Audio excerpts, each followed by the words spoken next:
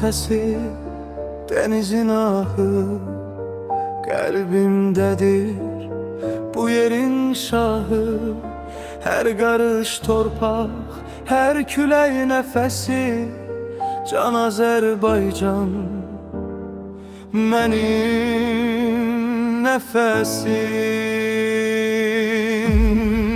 Can Azərbaycan ürəyimdə yanar, can Azərbaycan sevgimlə dayan.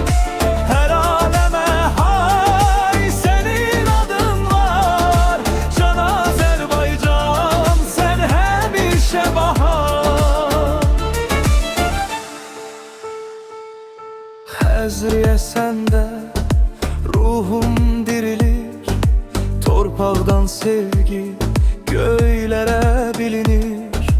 Güneşin alov, ulduzun parıltı, can Azərbaycan hər anım səninlə dolu.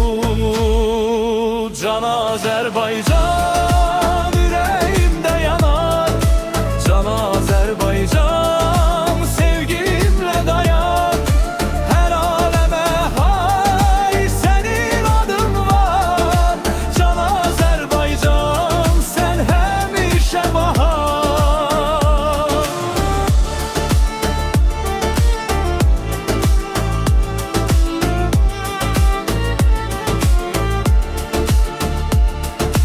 Çınar kölgəsi, bulaq suları, bu sevdanın ən gözəl yolları.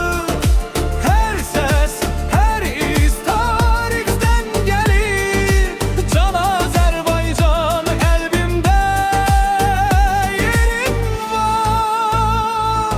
Bilir, can Azərbaycan ürəyimdə yanar, can Azərbaycan sevgimlə dayan. Hər aləmə hay sənin adın var, can Azərbaycan